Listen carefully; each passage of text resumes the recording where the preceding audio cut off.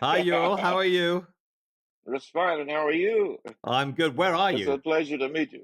It's great to meet you. Where are you at the moment? We're over at friends of mine's house, and we're doing just great. We're having breakfast and coffee.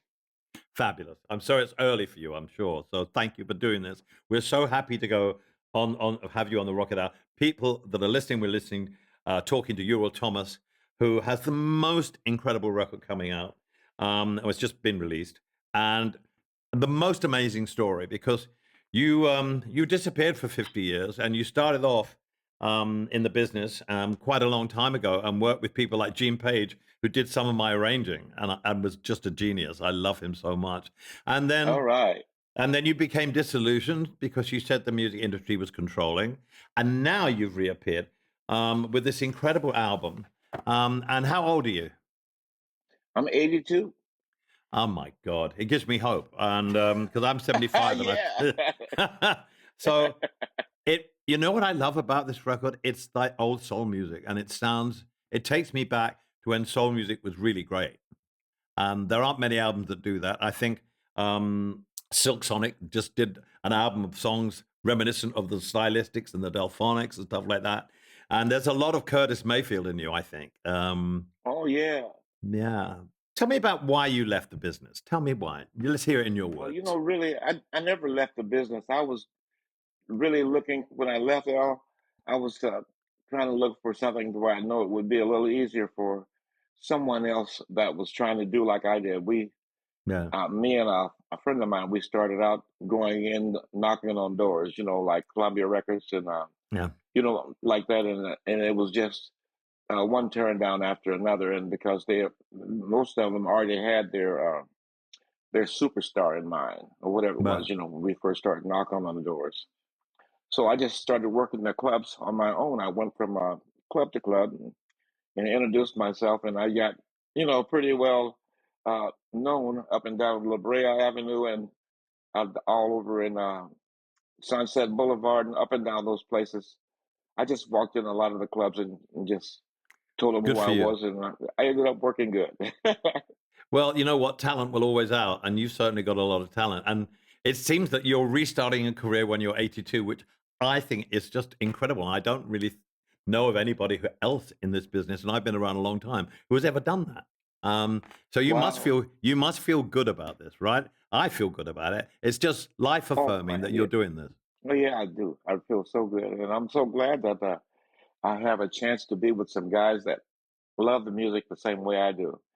And we have always put um, everything on the table. Like we first started doing things, we kind of introduced the world of me Yeah. as the uh, the old teenager. Remember back in the day when what was his name?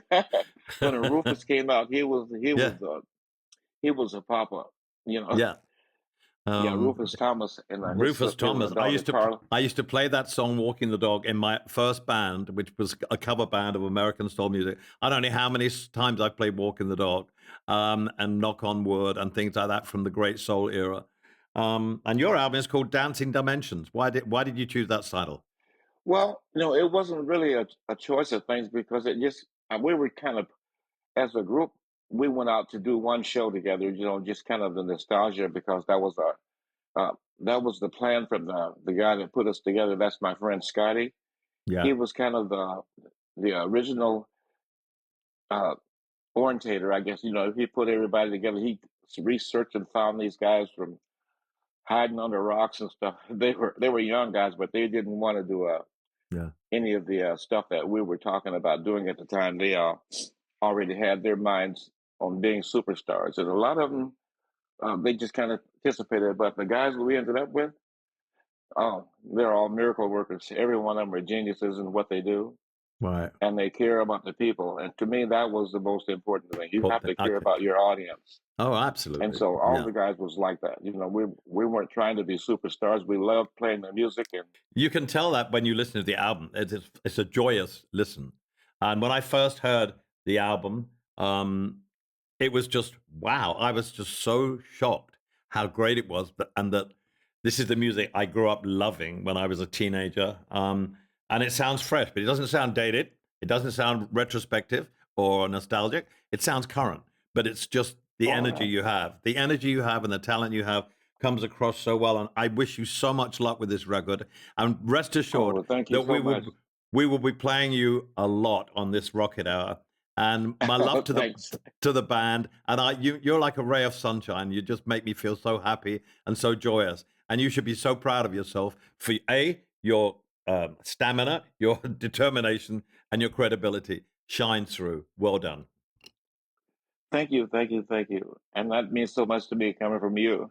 Oh Because well, at I the hope some. particular time when you were blowing people's minds, I was trying to get in the door, All right. Well, you got and in it the was door, and I'm crazy. glad you did. And All I hope right. I can hope I can see you, give you a big hug when I'm in the States. Take care, and thank you for joining us on the Rocket Hour.